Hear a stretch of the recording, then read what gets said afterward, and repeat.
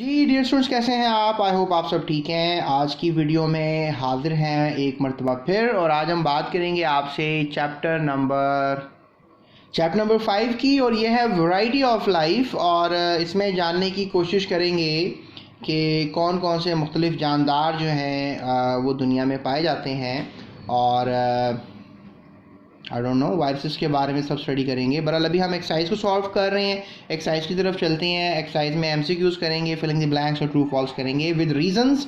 तो हमारे साथ रहिएगा। मज़ीद वीडियोस के लिए डिस्क्रिप्शन में लिंक्स भी मौजूद हैं चैप्टर वाइज, आप उनको फॉलो कर सकते हैं।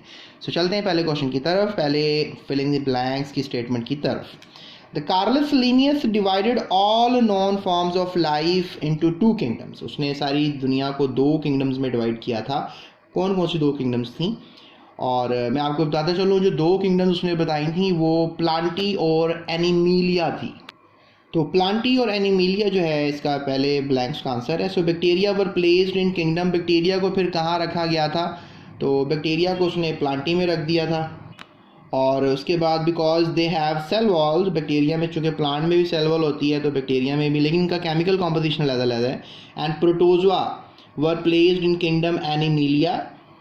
और इसके पीछे वजह ये थी कि ये they move from place to place and in digest food. उस वक्त कार्लस लीनियस की ये जो क्लासिफिकेशन थी ज़बरदस्त थी, लेकिन बाद में रॉबर्ट विटेकर नामी साइंसदान ने 5 किंगडम्स बनाई थी एनिमीलिया प्लांटी के अलावा। किंगडम फंजाई, किंगडम मोनरा जिसको बैक्टीरिया को किंगडम कहते हैं, और फिर किंगडम प्रोटिस्टा जिसमें प्रोटिस्ट रख दिए गए एल्जे की तरह के, और प्रोटोजोन की तरह के प्रोटिस्ट रख दिए गए, और फंगस तो नहीं थी प्रॉपर, फंगस की तरह के स्लाइम मोल्ड्स वगैरह उनको रख दिया गया।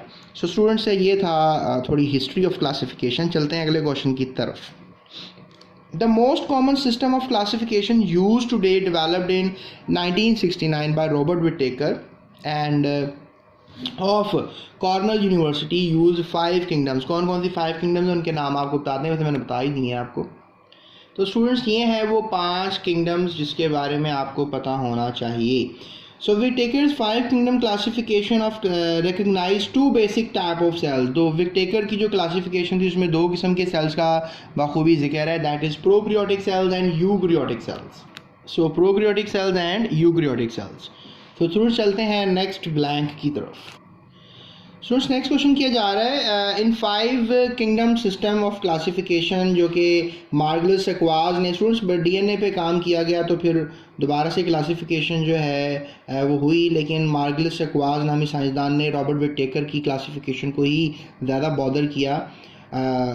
उसके बाद क्या हो रहा है कि जो 5 किंगडम सिस्टम दिया गया रॉबर्ट विटेकर, तो मार्गलिस सेक्वाज ने उसी पर रिसर्च की और मज़ीद मॉडिफाई करने की कोशिश की, लेकिन उन्होंने उसी सिस्टम को माना। Organelles of symbiotic origin such as dash and dash were also considered।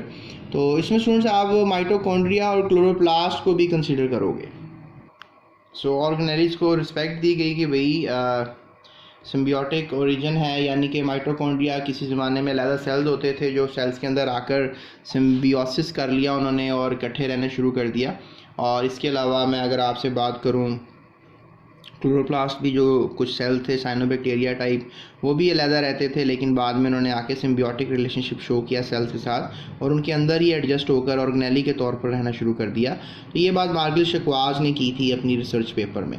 आगे चलते हैं 5वें स्टेटमेंट की तरफ। अब बैक्टीरियोफेज, वायरस को कहते हैं bacteriophage. Bacteriophage is basically the virus reproduces by using a metabolic machinery of dash. कौन सी मेटाबॉलिक मशीनरी यूज़ करता है ये? तो ये मैं आपको बता देता हूँ।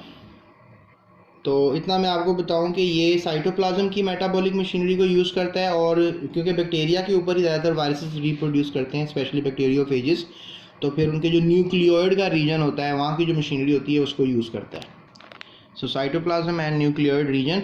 उसके बाद है जी the protein coat that encloses the viral genome is called dash, it is made up of dash. अब ये वायरस के ऊपर बात हो रही है 6ठे सवाल में। तो यहाँ पर हो रहा है जी कि जो वायरल जीनोम होता है, जो भी उसका डीएनए वगैरह होता है, उसको वो किस में पैक होता है? तो एक प्रोटीन लाइक स्ट्रक्चर में पैक होता है, उसे कैप्सिड कहते हैं, उसे कैप्सिड कहेंगे। And it is made up of, और ये बना हुआ होता है कैप्सोमेयर। उस प्रोटीन का नाम कैप्सोमेयर है।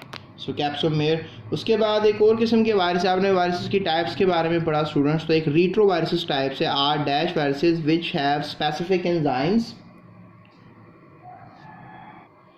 सो retroviruses are basically RNA viruses, इनकी बॉडी में स्टूडेंट्स आरएनए होता है और ये आरएनए वायरसेस के पास बेसिकली इनके पास एक ख़ास किस्म का एंजाइम होता है, उसका नाम है रिवर्स ट्रांसक्रिप्टेज। तो रिवर्स ट्रांसक्रिप्टेज क्या करता है कि ये आरएनए को डीएनए में कन्वर्ट करता है। इसके अलावा स्टूडेंट्स 8वां क्वेश्चन है HIV infects dash and the defects in these cells lead to the failure in dash system।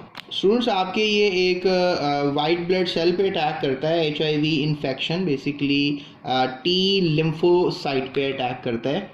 तो ये टी लिम्फोसाइट पे जब अटैक करता है तो इससे ये होता है कि सेल जो है बेचारा ख़त्म हो जाता है, डेड हो जाता है। और डेफिनेटली जब आपका वाइट ब्लड सेल ख़त्म हो जाएगा बॉडी में तो आपके इम्यून सिस्टम को फ़र्क पड़ेगा। सो ये है ब्लैंक नंबर 8। उसके बाद स्टूडेंट्स क्वेश्चन है 9th question, hepatitis is caused by. Hepatitis जो है वो कैसे होता है? हेपेटाइटिस एक वायरल बीमारी है, वायरल इन्फेक्शन है और ये टॉक्सिक एजेंट्स और ड्रग्स की वजह से होता है। सो याद रखिएगा ये एक वायरल इन्फेक्शन है। उसके बाद अगला क्वेश्चन है जो वायरल हेपेटाइटिस होता है, मतलब वायरस की वजह से हेपेटाइटिस आपको हो गया है तो उसकी कोई 7 किस्में student, 7। It's a very disappointing word, 7 types, क्योंकि हेपेटाइटिस जिगर की, हैपा का मतलब होता है आपके जिगर के cells, hepatocytes, the cells of your liver. तो हेपेटाइटिस ए किस्म है, एक हेपेटाइटिस सी भी किस्म है। ये आपको होती है आरएनए वायरस से, यानी हेपेटाइटिस ए और सी जो है ये आरएनए किस्म का वायरस होता है, ये आपके लिवर में आ जाता है। और उसके बाद आप कह लो कि जो डीएनए वायरस होता है ये कॉजेटिव एजेंट है हेपेटाइटिस बी का। तो ये हमारी रिसर्च ने आज हमें ये बताया हुआ है, तो आई होप सो कि आपको ये याद रहेगा। तो स्टूडेंट्स ये थी हमारी ब्लैंक्स और अब हम चलते हैं मल्टीपल चॉइस क्वेश्चंस की तरफ। जी तो स्टूडेंट्स बात करते हैं मल्टीपल चॉइस क्वेश्चंस की और पहला सवाल है the enzymes involved in viral replications are synthesized. यानी ऐसे एंजाइम जो वायरस की डीएनए की रेप्लिकेशन या आरएनए की रेप्लिकेशन कर रहे होते हैं वो एंजाइम जो हैं, तो स्टूडेंट्स याद रखिएगा वो जो एंजाइम्स हैं वो सेल होस्ट के अंदर ही यूज़ करते हैं। मतलब आरएनए जो वायरस होता है उसका अपना कोई ख़ास एंजाइमेटिक मशीनरी नहीं उसके पास होती, वो बल्कि किसी सेल में जाकर उसके एंजाइम्स को कंट्रोल कर लेता है और फिर उसके एंजाइम्स को यूज़ करके अपना मतलब प्रोटीन बनाने का काम और अपना डीएनए आरएनए बनाने का काम लेता है और एक वायरस से काफ़ी वायरसेस पैदा करता है। तो बहरहाल ये बड़ी कॉम्प्लिकेटेड माइक्रोस्कोपिक स्टडी है और क्योंकि माइक्रोस्कोपिक लेवल पे ये स्टडी की जाती है थोड़ी सी मुश्किल है, इसलिए वायरसेस पे इतनी रिसर्च खासी नहीं होती, लेकिन बैक्टीरिया पे काफ़ी हद तक होती है। तो स्टूडेंट्स सी ऑप्शन को क्लोज तरीन जो है आपने समझना है आंसर में, क्योंकि वायरल राइबोसोम्स का आंसर सही नहीं है। On the interior surface of viral membrane भी बात ठीक नहीं लिखी हुई और इसके अलावा on the interior surface of viral code भी बात गलत है। उसके बाद अगला क्वेश्चन है हमारे पास वायरॉन। वायरॉन जो है या वायरियन आप कह सकते हो, वायरियन इज़ अ, वायरियन क्या होता है, ठीक है, ये क्वेश्चन है। तो वायरियन जो है ये भी एक वायरस है, ठीक है। तो वायरियन तो आप वायरस कहोगे, लेकिन वायरॉइड्स जो हैं वो आप कह लें। और वायरॉइड्स के अलावा आपने एक लफ्ज़ पढ़ा होगा प्रायॉन्स। तो प्रायॉन्स तो प्रोटीन्स होते हैं, वायरल प्रोटीन्स कह लें आप। और जो वायरॉइड्स होते हैं ये कह लें कि आरएनए होते हैं and they can infect, these are very dangerous RNA. लेकिन जो वायरस होता है प्रॉपर उसको वायरियन कह सकते हैं, या बैक्टीरियोफेज भी आपने नाम पढ़ा हुआ है, बहुत से मुख्तलिफ नाम हैं। सो नेक्स्ट हमारे पास थर्ड क्वेश्चन है an isolated virus is not considered living. एक आइसोलेटेड वायरस को आप लिविंग कंसिडर नहीं करोगे जब तक कि वो, स्टूडेंट्स जब तक कि वो, आप सोचें क्या हो सकता है कि वायरस नॉन लिविंग है, लिविंग कब होता है? तो can not metabolize, sorry separate into 2 inert parts, can not metabolize, rapidly lose its genome, chemically inert, it is coated with an air tight shield. तो इसमें क्लोजेस्ट जो है आप बी समझ लो, क्योंकि अगर वो मेटाबॉलिज्म शुरू करेगा तभी हम उसको लिविंग कहेंगे। मेटाबॉलिक एक्टिविटी किसी भी जानदार की ज़िंदा होने की निशानी होती है। तो जब वो मेटाबोलाइज नहीं कर रहा होता तो हम कहेंगे कि ये गैर जानदार है। तो इसलिए इसको बॉर्डर लाइन में रखा जाता है, जानदारों और गैर जानदारों के दरमियान में रखा जाता है। उसके बाद अगला सवाल है, in the lytic cycle of bacteriophage. आपको पता है कि बैक्टीरिया जो है, बैक्टीरियोफेज यानी वायरस जो है, वो अपनी जो लाइफ साइकिल है वो दो तरीके से कंप्लीट करता है, लाइसोजेनिक और लाइटिक साइकिल। तो अभी लाइटिक साइकिल की बात हो रही है। द होस्ट डीएनए इज, जो होस्ट डीएनए होता है वो क्या होता है? So if you just talk about fourth question, तो इसका सी है डाइजेस्टेड इनटू इट्स न्यूक्लियोटाइड्स। तो जो होस्ट डीएनए होता है वो टूट जाता है, मतलब तोड़ देता है। ये जब जाता है ना वायरस बैक्टीरिया के सेल के अंदर, तो उसके डीएनए को चूरा चूरा कर देता है, तोड़ देता है। सो दिस कॉल्ड, वो जो डीएनए डेफिनेटली न्यूक्लियोटाइड्स का बना हुआ होता है। तो न्यूक्लियोटाइड्स जो हैं वो फिर अपना, मतलब न्यूक्लियोटाइड जिस तरह एक बिल्डिंग बनी हुई है, ईंटें हैं उसमें, तो आप क्या करोगे कि आपने वो बिल्डिंग जो बनी हुई आपको पसंद नहीं है, आप क्या करोगे, तोड़कर उसको अपनी ईंटों, मतलब उसी ईंटों को यूज़ करके दोबारा अपनी मर्ज़ी की कोई बिल्डिंग बना लोगे। इसी तरह होता है कि वो जो डीएनए होता है उसका, किसी भी बैक्टीरियल सेल का, जो उसके हिसाब से होता है, तो ये न्यूक्लियोटाइड्स में तोड़कर उसको अपने हिसाब से कर लेता है। सो ये बड़ा इंटरेस्टिंग सा इसका जवाब है। उसके बाद हम पाँचवें सवाल की तरफ चलते हैं। पाँचवा क्वेश्चन किया जा रहा है कि the lysogenic cycle cell, the DNA of a bacteriophage joins to the bacterial chromosomes attached to the inner surface of the host membrane, immediately degraded when it enters the host and goes directly to the host's ribosomes for translation। Students, पाँचवें सवाल का जवाब जो है वो मैं आपको ए दूंगा, option A, joins the bacterial chromosome. So A is a very right answer for this question. तो चलते हैं अपने नेक्स्ट क्वेश्चन की तरफ। स्टूडेंट, छठा सवाल है, टेम्परेट फेज में एग्जिस्ट एज। टेम्परेट फेज, ठीक है, फेज यानी कि ऐसा फेज जो कि रहता है, वायरस की बात ही हो रही है, और ये किस शक्ल में रह सकता है? टेम्परेट फेज जो होता है, तो स्टूडेंट्स ये प्रोफेज की शक्ल में रह सकता है, और फिर जब ये अटैक करता है तो दोबारा ये वायरस बन जाता है और it attacks. So A is the right answer.